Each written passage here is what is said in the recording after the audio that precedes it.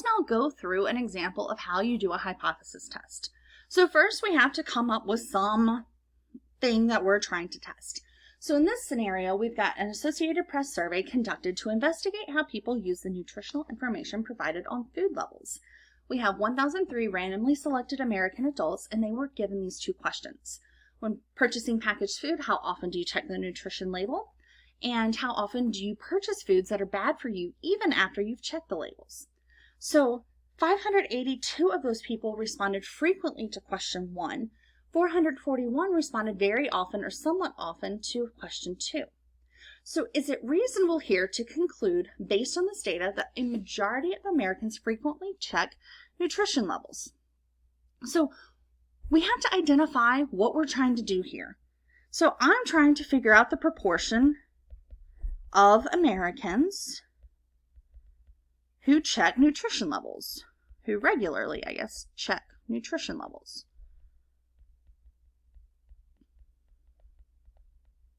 Or labels. I think I said levels. Now, here, there's probably not a huge consequence of a type 1 or a type 2 error. And so when it doesn't really matter, pick 0.05. So unless the problem clearly says something about your significance level, typically 0.05 is the one that we go with. So that's going to be our cutoff value. What is it that we are going to state as our hypotheses? Well, we are looking for, is it a majority? So the null is that it's 0.50. The alternative is that it is more than 0.50.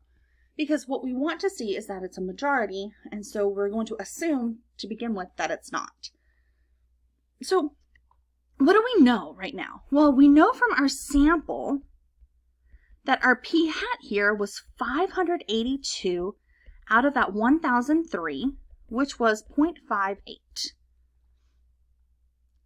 And here's the big question of hypothesis testing. If the proportion was 0.5, how likely is it to see a p-hat equal to 0.58? If we assume that the proportion is 0.5, how likely is it that we see a proportion of 0.58? Well, let's think about this on the graph. This is a sampling distribution. It's centered around our null value. So we know the mean is going to be equal to 0.5. And this is the mean of our p-hat distribution. And the standard deviation for this p-hat distribution, here we actually have an assumption for what our p is. We're going to assume it's 0.5, and we have our sample size. So we've got the square root of 0.5, 1 minus 0.5 divided by 1,003, all of that under the square root.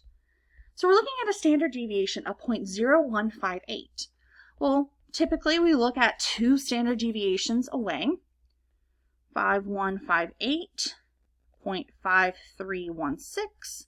On the other side, we have 0.4842. I'm not going to keep going because it's not over there. Where is our p-hat?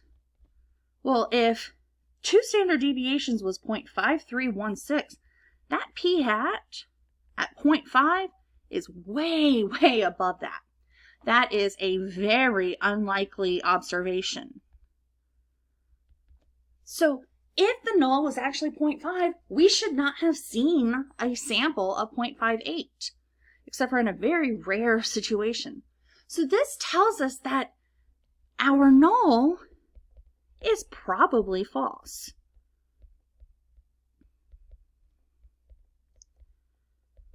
Well, we need to come up with a better conclusion than it's probably false.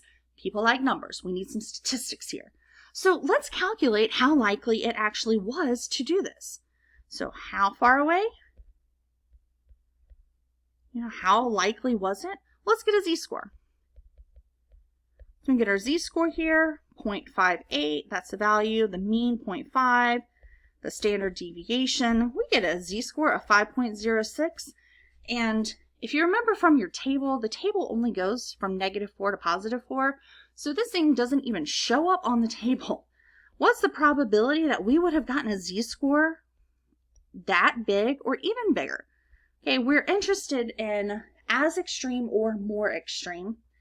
And 5 on that table is really, really big. So greater than, you have to do 1 minus the value on the table, but the table says that it's 1.